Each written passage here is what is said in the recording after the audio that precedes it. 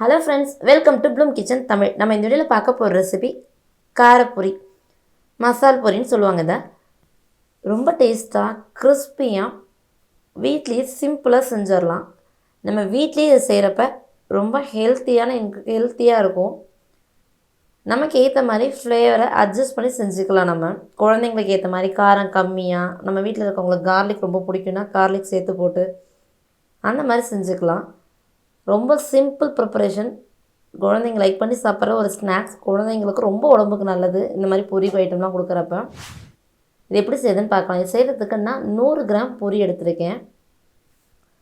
கடையில் வாங்கிட்டு வரப்போ லைட்டாக பொரி நமுத்த மாதிரி இருக்கும். அதனால் நல்லா கிறிஸ்பியாக இருக்கணுன்றதுக்காக ட்ரை பேனில் மீடியம் ஃப்ளேமில் வச்சு இதை வறுத்துக்கிறேன். நான் எப்படி வாங்கிட்டு வந்தாலும் ஃப்ரெஷ்ஷாக வாங்கிட்டு வந்தாலும் சும்மா லைட்டாக ஒரு ஃப்ரை பண்ணி எடுத்துக்கிறப்ப நல்ல ஒரு கிறிஸ்பி கொடுக்கும்.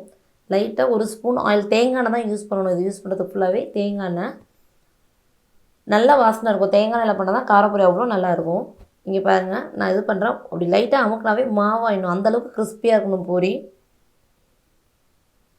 இங்கே பாருங்களேன், இந்த மாதிரி இருக்கணும். நான் நசுக்கி காட்டுறேன், அதுக்காக தான் நசுக்கி காட்டுறேன். இதை எடுத்து வேறு பாத்திரத்தில் ட்ரான்ஸ்ஃபர் பண்ணிடலாம். அதே பேன்லேயே ஒரு 6லேருந்து 7 டீஸ்பூன் வரைக்கும் தேங்காய் எண்ணெய் எடுத்துக்கலாம். எண்ணெய் ஹீட் ஆனதும் ஒரு 1/2 ஸ்பூன் கிட்ட கடுகு, 1/2 ஸ்பூன் உளுந்து நல்லா பொரிஞ்சதும் மீடியம் ஃப்ளேம்லேயே வச்சுக்கலாம். ஒரு 10 பூண்டு பல்ல நசுக்கி தட்டி சேர்த்துருக்கேன்.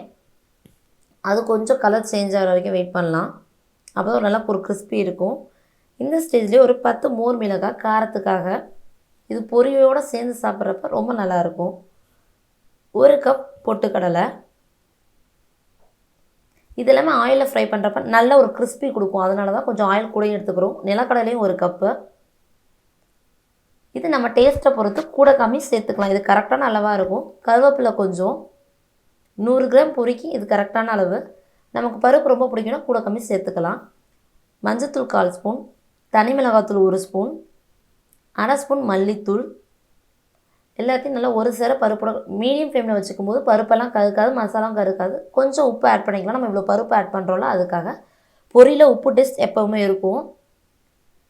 இப்போ நம்ம பொரியை கலந்துடலாம். இதில் நல்லா ஒரு சேர நல்லா கலந்து விட்டுடலாம். இப்போ லைட்டாக ஆயில் இருக்கிற மாதிரி இருக்கும். ஆனதுக்கப்புறம் ஆயில் எல்லாமே இழுத்துக்கும். பொரி நல்லா கிறிஸ்பியாக 15 days to 20 days வரைக்கும் நம்ம ஸ்டோர் பண்ணி வச்சுக்கலாம். அடுப்பை ஆஃப் பண்ணிடலாம். பயங்கர வாசனை கம கமன்னு இருக்குங்க. பூண்டு, மோர் மிளகாய் எல்லாம் சேர்ந்து பொரியோட வாசனை அவ்வளோ நல்லாயிருக்கு காரப்பொரி. இந்த சிம்பிள் ப்ரிப்பரேஷனை நீங்கள் வீட்டில் ட்ரை பண்ணி பாருங்கள். உங்கள் கமெண்ட்ஸை எங்களுக்கு கமெண்ட் செக்ஷனில் சொல்லுங்கள். பார்க்குறப்பவே சாப்பிடணும் போல் இருக்குங்க. தேங்க்ஸ் ஃபார் வாட்சிங்.